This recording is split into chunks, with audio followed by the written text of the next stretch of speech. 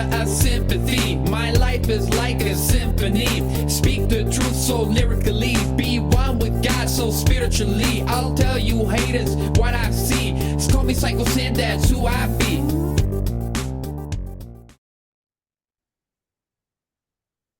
Welcome, everyone, to the Sid Ammar Show. If you haven't already, please make sure you check out my previous episodes available on YouTube, Spotify, and Apple Podcast. My YouTube channel is at Sid Ammar 316, so make sure you subscribe to stay updated with the latest episodes. This is also the handle for all my social media channels, so make sure you follow me and show your support. Today's guest is Manal Ghanem, who joins us from Lebanon. I asked Manal to join us today after seeing her videos doing children's storytelling on Instagram, and it was really interesting. Her Instagram handle is GhanemManal7. So please make sure you check out her out on Instagram. Manal studied English language and literature and then worked as an English teacher in a private school. In 2019, she would join a forest school. It was the first such forest school in Lebanon. A forest school is a mixed-age school. It's located in a forest with no desks and no walls, and I've never heard of a forest school until she told me about it. The curriculum is based on arts, exploration of nature, and child development. It was an enriching 2 years. She learned a lot about children and nature together. During her work in the forest school, she was introduced to the art of storytelling and took a workshop on its basics and techniques with a well-known storyteller. After another year in private schooling, she decided to pursue her interest in storytelling, and she used her skills in theater that she studied for 3 years to write and tell stories to children. After 2 years, her stories reached the ears of over 500 students. So make sure you check out her Instagram and the videos that she has on Instagram. She's preparing to teach theater to children after her success in doing so at the Druze orphanage, which is Beit al-Yatim in Lebanon, where she spent 5 months, and she hopes she can publish a story soon. She is organizing educational events at Caesar's projects that aim to bring children closer to nature and to our culture in the Shuf region. Manal believes that nature and art have to exist in the lives of children in order for them to develop into better human beings. So without further ado, I'd like to welcome Manal. Welcome, Manal. How are you today? How are you? I'm doing very well. I think there was a pause in your internet connection. If you Okay, would I like said to hi, add Sid. any. Thank you for having me, Yeah. and I'm doing really good. That's Thank you. wonderful. That's wonderful to hear. So yeah, if there's anything that you wanted to add from what I said, please feel free. No, I think you had a good introduction. I think that sums up things. So Manal, I invited you on because I was on your Instagram and I'm looking at all these short video clippings, and it was really interesting. And I do encourage people to go and check them out. You know, there's groups of children, you're telling them stories, and then I reached out to you to ask what is it exactly that you're doing, and you were talking to me about forestry, a forest school, the first forest school in Lebanon. I've never heard of any of that stuff before. So to start off, I would like you to summarize the themes that you cover in your stories with children. All right. So it's all I can't say new things. It's been 1 year that I have been pursuing storytelling as my own. But as you said in the introduction, it all started in the forest school where I was taught the basics, and we had a workshop on how to tell a story. But the basic themes are really goodness. Like, this is my aim, to just tell children that what they're capable of, because I think children are really capable of amazing good things, and the environment really plays a big part in how they are allowed to do these things or not, like to practice them or not. So, for example, one of my stories that is personal, I wrote it. It's about this bird And this bird has a problem that he fell off the nest. So a storm came and the bird fell off the nest, and his wings are not ready yet to fly. So he's in a situation where he wants to go back to the nest to his family, but at the same time he keeps flapping on his wings and it doesn't work. But what I added to the story, and I think the small details in the story are what matters to me most. Like, it's not really the big setting, it's these small messages that matter most. So this is a pre-existing story that you added onto, or is this an original story? No, it's an original story. So what happens with this bird is that he's not sad that he's on the ground right now, because he's discovering this new world that he is being introduced to.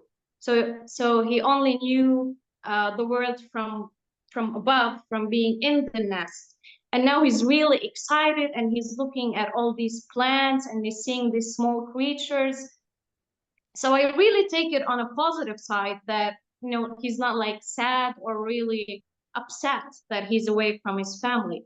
But then I keep it real that at some point he gets a bit lonely and he really wants to go back, but he can't fly until a bee comes and the bee introduces itself that it's a bee and what the bee do. And this is, I think, is a great opportunity for storytellers and story writers to include like real information about creatures in the story, in the fiction style. And so they try together, and then the bee is walking on the tree trunk and talking to him, and it hits him. He's like, "What are you doing? Are you like using your feet?" And she said, "Yes." And then he thinks to himself, maybe I should try it. So he put his legs on the trunk and he starts like, because birds don't walk, they actually like just do little hops. And it works. And then he keeps going up to the nest. And I think the theme here, what I really wanted to focus on is that like open your perspective. If you're in a trouble or you can do something, just think another way. And what's interesting is that usually when I finish the story, I open this dialogue with the children because they're really receptive at that point and you can really talk to them and they can reply.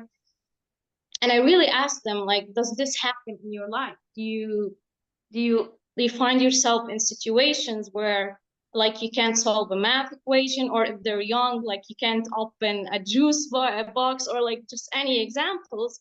And how do you deal with it? Like, do you How get to solve frustrated? problems. Yeah. How to solve like basic, average, everyday problem a child might encounter without necessarily going, I guess, to an adult, having them try to discover it on their own. Yeah, exactly. That's part of it. Like being like knowing it's in them. They can do it. Your internet So that's connection an example. just cut out again. Do you want to repeat that last part? I know you're in Lebanon, so it's probably affecting it, but that last 30 seconds. Yeah, I was just agreeing with you. Like they really, children want to be independent. Like this is a need, and just it's good to reinforce it. That actually sounds that's a really beautiful story, because at the same time in which they're learning about the world, they're learning about the different creatures, because you mentioned the bee talks to the bird and tells the bird what the bee is all about and what the bee does, correct? Yes. So Excellent. this is like one example. Yes, I hope I answered the question well. No, that's an This is excellent. one. I actually like the story. That's a really nice story. How old are these children that what's the age group that you deal with?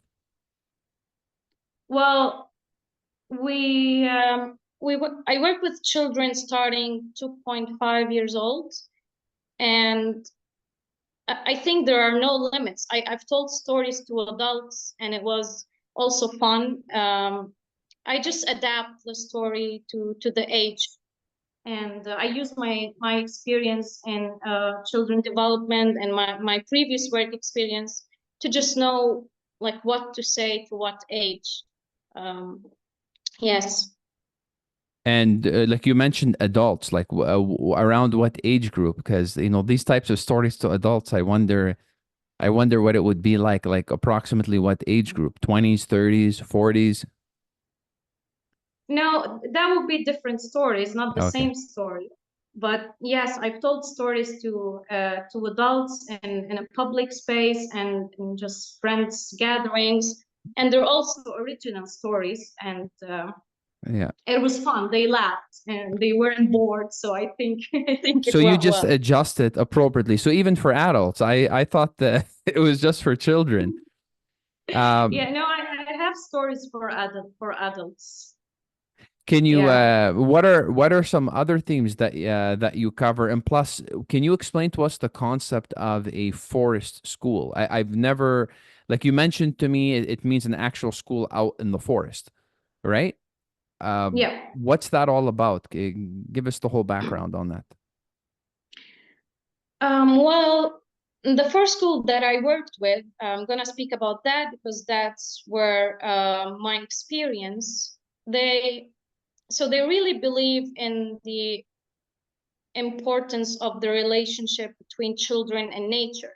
So for example, children at the age of 0 to 3, they really have to work on their motor skills. They really have to jump and walk and kind of experience with their bodies. And what the forest school says basically is that why go and create this environment inside a school or inside a home while everything is available outside?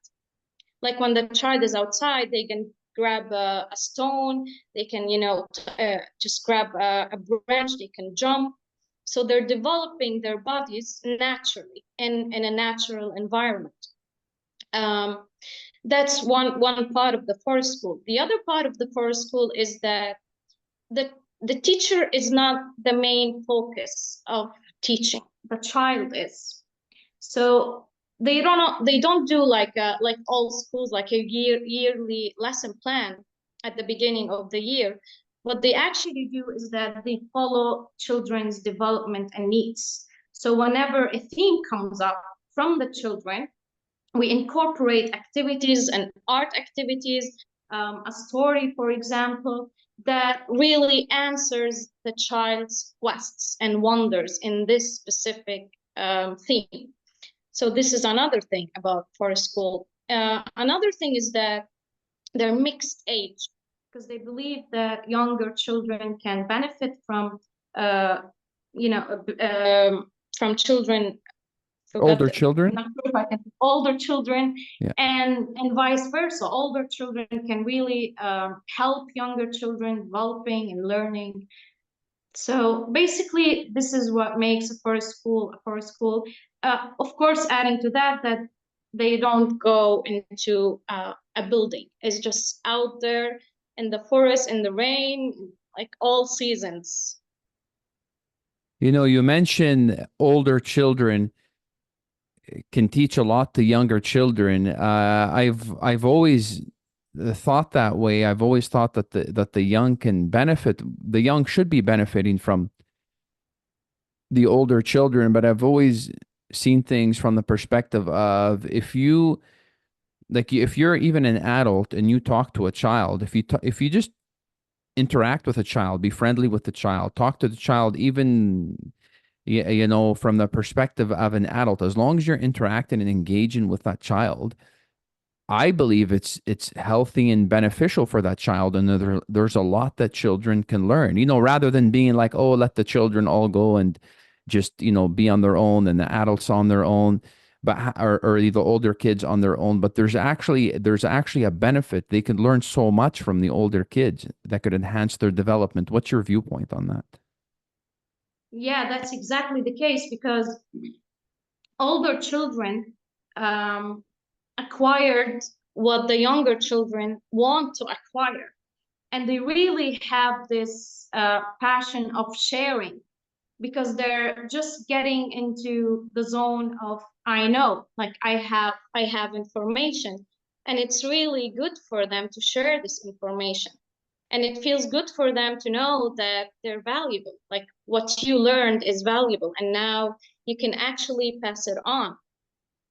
So yeah, younger children can really benefit from older children, and also in younger children they have what at least children development scientists or people who work on that in that field say that they do what's called a parallel play. So young children play next tied to the older children. They don't engage because they don't have the social skills yet, but they do parallel play. So they're really absorbing everything they're hearing, everything they're saying. What is parallel play? Like, what do you mean? They're on a field and they just play adjacent to each other? Like, what do you mean by that? Okay, so let's say you have children who are 7 to 8 years old, and they're, for example, playing something. They're playing hide and seek or just any game outside, let's say. And then what the younger children would do is that they'd sit next to them, and they're just like, they call it parallel because they sit very close and they don't do anything. They just like do small movements, but what they're doing is really absorbing. So they're observing what the older kids are They're doing? absorbing everything. Yeah, what's going on to learn. Like this is how they Are learn. they, do they engage with them? Do the younger kids tell them, okay, if they're playing hide and seek, do the younger kids tell them, oh, he's over here, he's over there? Like, do they get involved a little bit or? I, well, from I don't know the exact answer, but from my experience, it depends on the child's character. Some children do it, and some don't. It just depends on how the child is ready to actually go into this beautiful zone of socialization. You know, like the give and take, the negotiation, it takes courage from a little child to actually go and tell this to an older kid. It's really amazing when you observe children like this their interaction. I can tell it's a major interest of yours because of how much, like the way you're smiling and when you're thinking about it, like wow, like I can tell it's a passion for you to be involved with children. You know, that's a blessing. That's a wonderful thing to see. Yeah, How alhamdulillah. alhamdulillah, how large are the children's groups that you've dealt with, and what's the best size in your opinion, the amount of children? Because you know today in classrooms there's there's too many students per teacher, not enough teachers per student. So what do you see as the ideal amount of children, and how large do these groups get? Well, I think I've been fortunate enough to work in several educational programs. In a first school, for example, they assign one teacher for 5 students or 6 students maximum. And this is for the interaction to be authentic. And then I had an experience where I taught in a private school, and I had 24 students in my class. I actually it was for 1 year. I only worked for 1 year and then resigned. They do a lot of amazing things, but as you said, the number of students is a major obstacle for authenticity of the teacher, because you're really caught up in everything and you have a lesson plan that you want to finish, and children just really, very honestly, they're no longer humans or spirits. They're just numbers, and you just have to finish the task. And it works good for a lot of people, and I totally respect that. But for me as a person, it did 7 students, and also it depends on the activity that you're doing. If it's hands-on activity and you like really need to focus with them, maybe even less. So it differs. In storytelling, we can go up to 30 students and they're easily captured, and because they're just listening. Yeah, it cut you off for a few seconds. So were you saying that the ideal class size is around 7 students? Have more than that, but it's that how many students are assigned for one guide. Mm. That's the point. Mm. And then, do you have some other stories that you can share with us? That one with the bee and the bird is really interesting. Are there some other classics you have? Yeah, actually, so last summer I was really Alhamdulillah, I was privileged that I got to work in an agriculture project. So just really planting and harvesting. And I was a student. I'm still a student because agriculture is really a big field, and fallahin in Arabic, or farmers, it's really big. So, but I took the What information. exactly did you do in agriculture? Like what did you do? You say you worked. Yeah, well, it was an organic project. We wanted to kind of plant vegetables and fruits that had no chemicals in them. And it was really successful. We planted just really seasonal vegetables. We harvested them. And alhamdulillah, we were able to build a network of people where they started buying our vegetables. And also, what was very, like, I think what was really interesting in that experience is that so when we started harvesting our vegetables, we went to the market to sell them, because you want to sell your product and get money. And then it was the first time I was really introduced to the world of trading, and how the owners, they want to always, like, they want to take the lower price and sell it in the upper price. And not judging that, that's just how they do it. That's how the market works, right? So Yes, but it was new to us. Like, it was yeah. the first time, and it was like a shock. And then what we did is that Why we built. why was it I'm interested to know, why was it a shock? Because we believed that we were really doing good in the project, and we're amateurs, right? Like, we're not really professionals, and we really wanted to get some money for for our products to be able to sustain the project, because, like, and this is the case for a lot of farmers here in Shuf, like my dad and a lot of other people, they don't get a lot of support. And we came to a point that we might not really make a lot of money, like we might not be able to sustain the project. So this is why it was but what's interesting is that we decided to build our own shop. We call it basta in Arabic. Like, we just built this wooden table, and we put it on the street, and we started selling vegetables on our own price to people just passing by, and that was good. How did that work out? The experience of selling vegetables and fruits and It was very, very enriching. I met a lot of people, a lot of really amazing people. And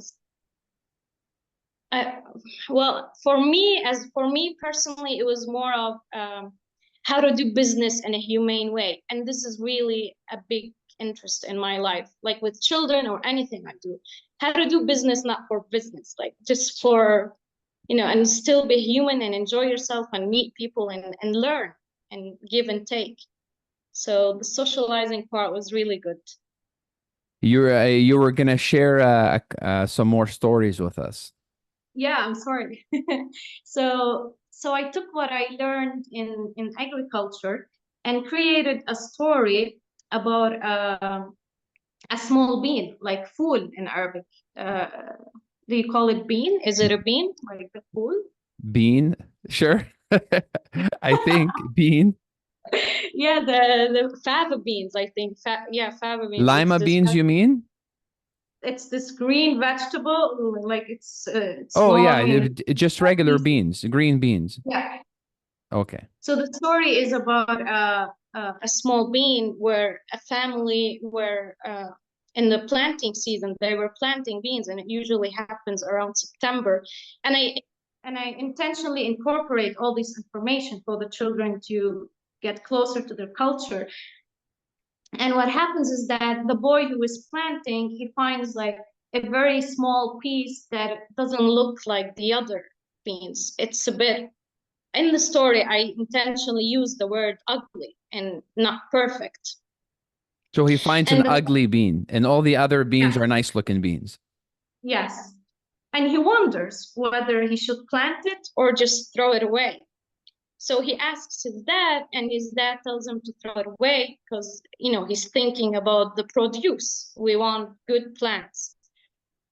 But then as he was going to throw it away, the bean smiles and talks to him. And here's where the fiction comes in, and he's, you know, surprised where the voice is coming from, but it's coming from the actual bean. And the bean is asking him to give it another chance and not to throw it, and that it has a good seed inside, even though it doesn't look that good. So he does, he planted, and then he places some rocks around that spot so he knows that this is where I planted this bean.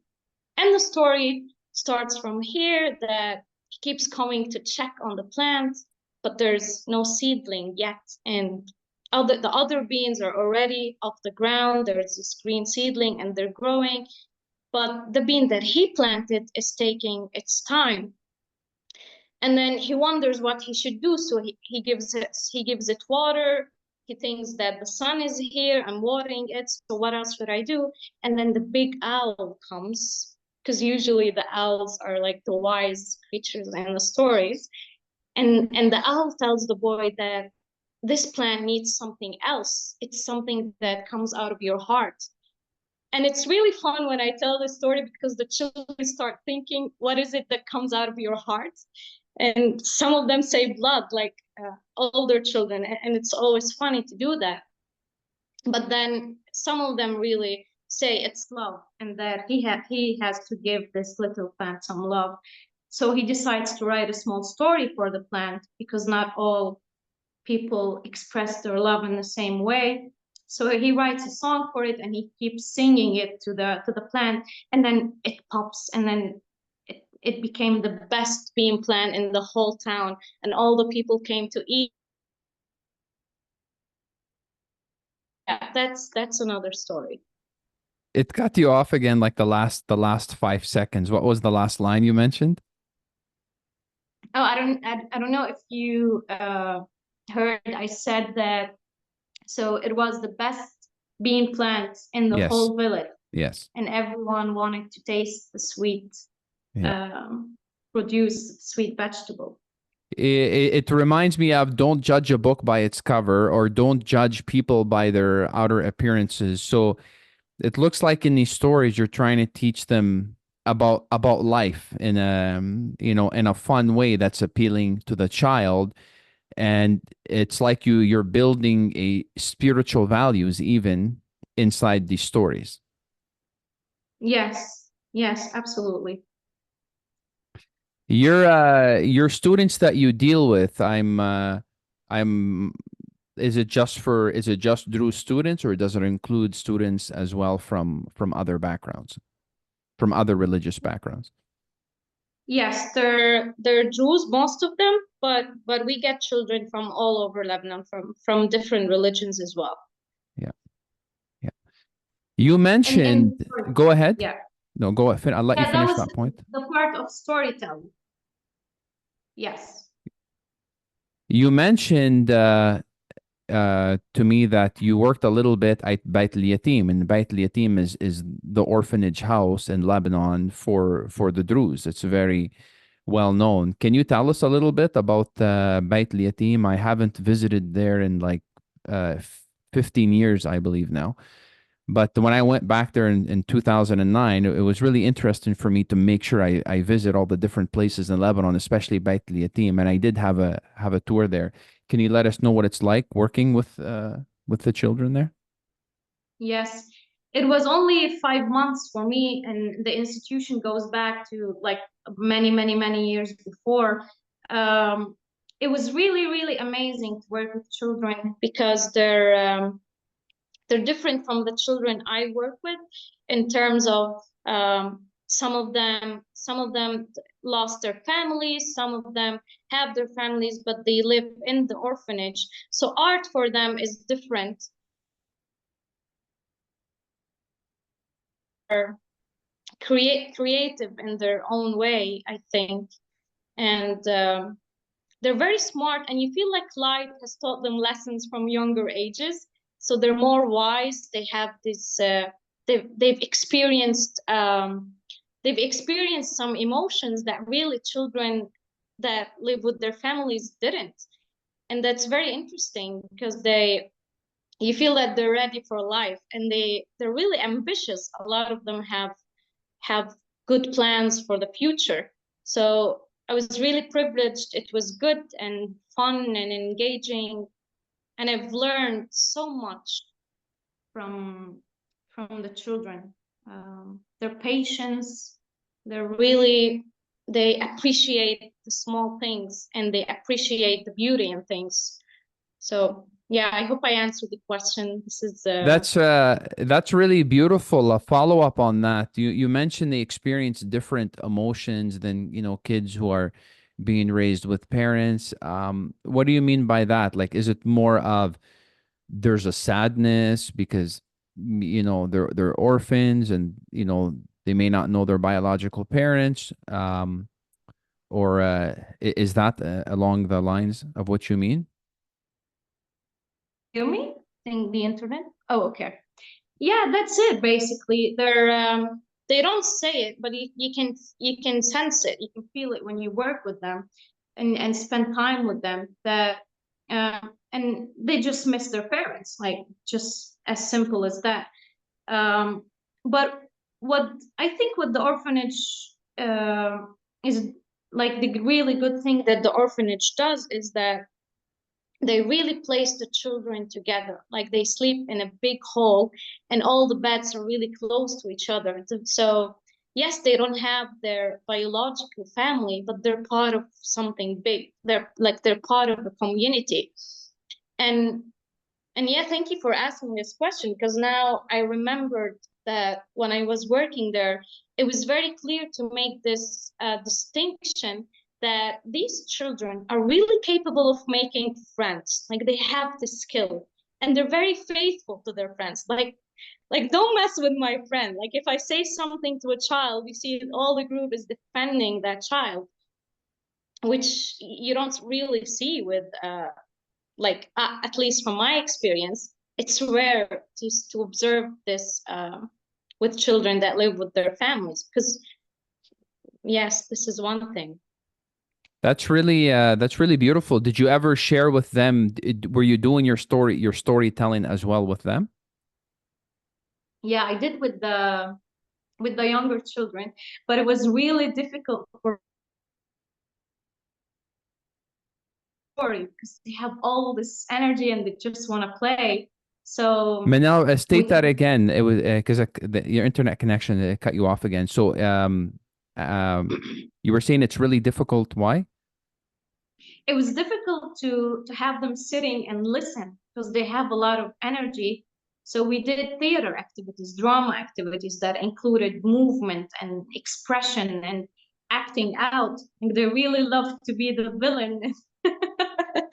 And yeah, That's and wonderful. mhm. That's wonderful. You mentioned as well that you work at you do educational events at Caesars projects. I have no idea what that is. What is that? It's a project here in Shuf in Baruch, and it's an sustainable environmental tourism project. So they do tourism, but in a sustainable way that they don't harm the environment, and they really um, like, they have wooden cabins. People can come and rent out a place, and they live the experience of the village. Like, the food is from the village, and all the workers there are from the exact village or the villages around it. The accent, the way just things are done, and there's a farm. It really gives the person this rural experience. Wow, that actually sounds really nice. I don't think they do that Yes, kind of stuff here in Canada. I haven't heard of things like that. So people yeah. can experience like kind of like the village life in the country. Yes, yes, that's exactly what it is. Excellent. Manel, I wanted to ask you a personal question or a couple personal questions. Why do you like educating children?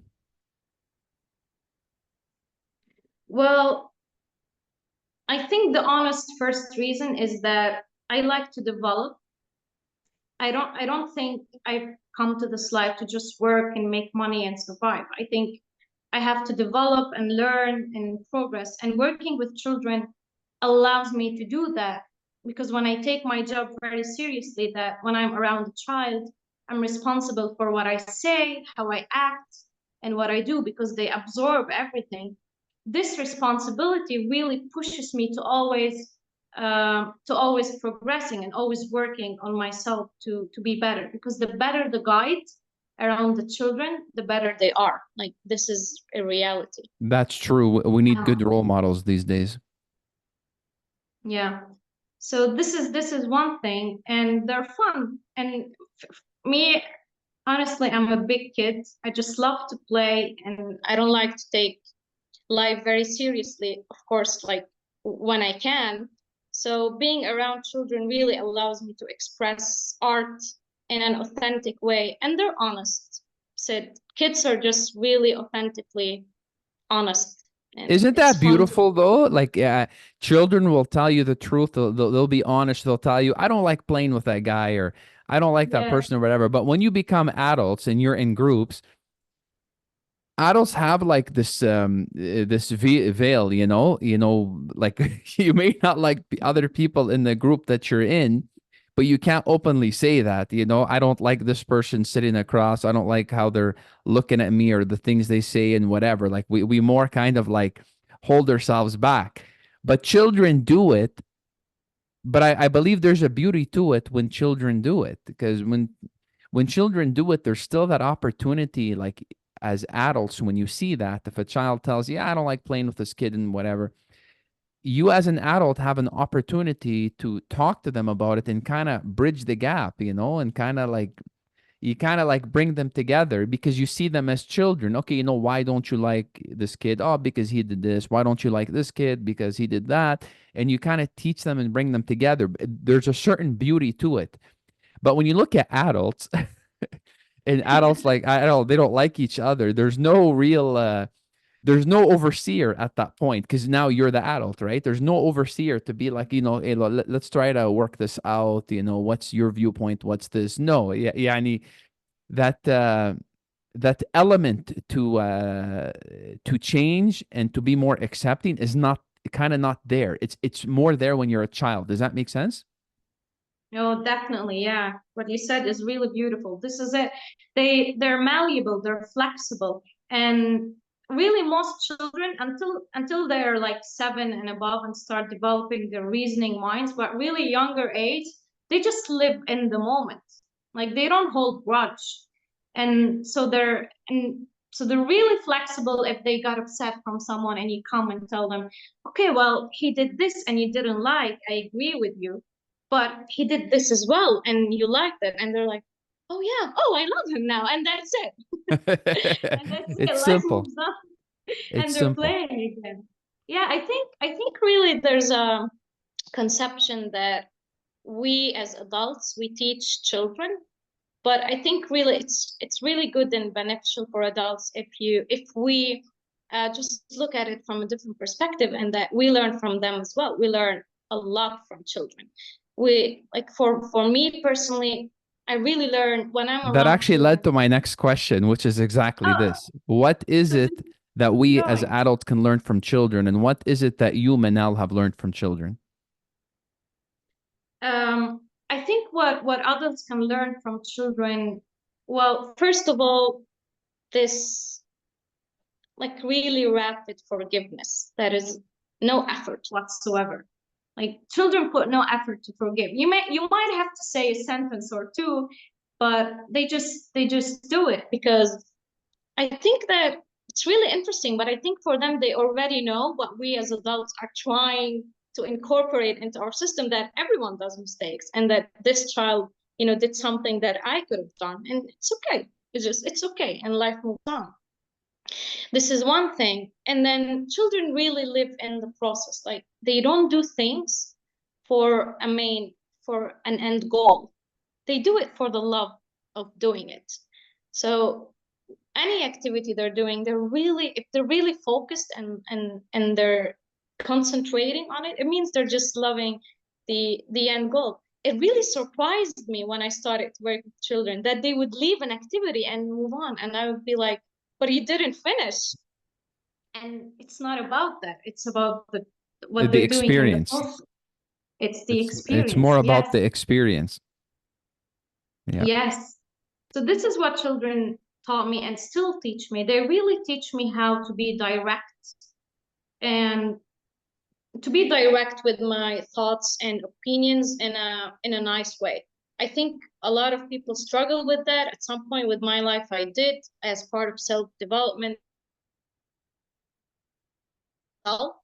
And how do you stay authentic to yourself, your thoughts, your ideas, and still be, an active member in the society and not pointed at and be hated. So this is children really can have the ability to teach adults how to do that.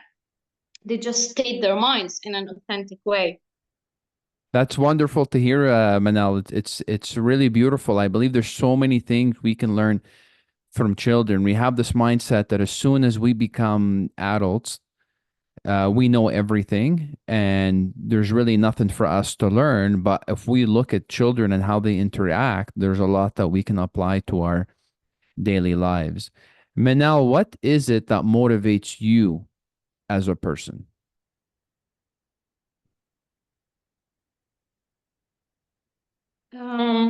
What is it that motivates me as a person?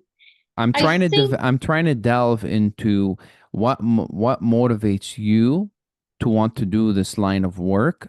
What is that core value inside of you? well, uh, to start off, I think I really love life. Like every day I'm amazed with everything, like every little creation. And I like to honor life. I don't like to live I don't like to get bored or just live to survive. And I think the only way to do that is really keep working on myself and doing good. Because when I do good, I most feel at centered and humane. So yeah, it's a tough question, but yeah, I'm trying. I don't know if you got any answers. Do you feel this is something that brings you closer to God? Oh, most definitely. Yes. Yes. Yeah. Yes. And in my prayers, there's always this really appeal to just put me in situations where like I'm glorifying him in my actions by doing good. So By being yeah, amazed, by his creation. 'Kay, I'm sure yes, you've gone outside many times and you've just looked at the beauty of the sun, or just looked at the trees, and or just looked at how, even how the ants, work together to get what they want, and just stood there in amazement. How does it work? How is it all connected? yes, definitely. We take things for granted, but every little thing is a miracle. If you step outside, every little thing is a miracle. How the tree grows, like you said, the ants, the stars, like even how the sky is up, like what is holding the sky. And and really working with children allows me to stay in that state because they're always amazed. They're learning new things and they're always amazed by this. Like if you see a child, how they would stare at an ant, like by itself, this is a book. Just Like, watching the interaction, watching how the child goes after yeah. the ant, or and whatnot. That's the beauty of it. So I got my answer from you. The thing that motivates you is your love of life. That's what I'm looking for. Yeah. Thank you, Sid. No, thank you very much. My last question, which is the most difficult question always. Are you ready for it? I mean, if I'm ready or not, you're gonna ask it. So yeah, just go on. Did you have fun?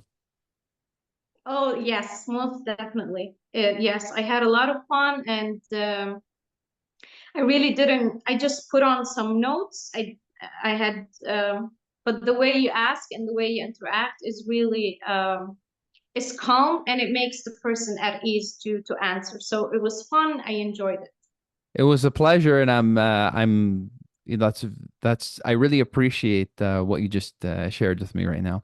Is there anything that you wanted to add before we go? Any final notes? I mentioned your Instagram, and of course, I will link to your Instagram, or I'll include your handle so people can find you. And I do encourage people just to look up your video clips and to share those clips with their children. Is there anything you'd like to say in closing? Yes, well, I'm really planning to create a YouTube page where I film to the full story. It's You're gonna have to I'm repeat gonna that because your internet connection went off again. So you plan to create a YouTube channel. where I post the full stories. Like I would film a full story, and the children can actually listen to to my stories online on YouTube. Inshallah, I'm planning to Because do right this now the soon. clips you have on Instagram are just short clips, right?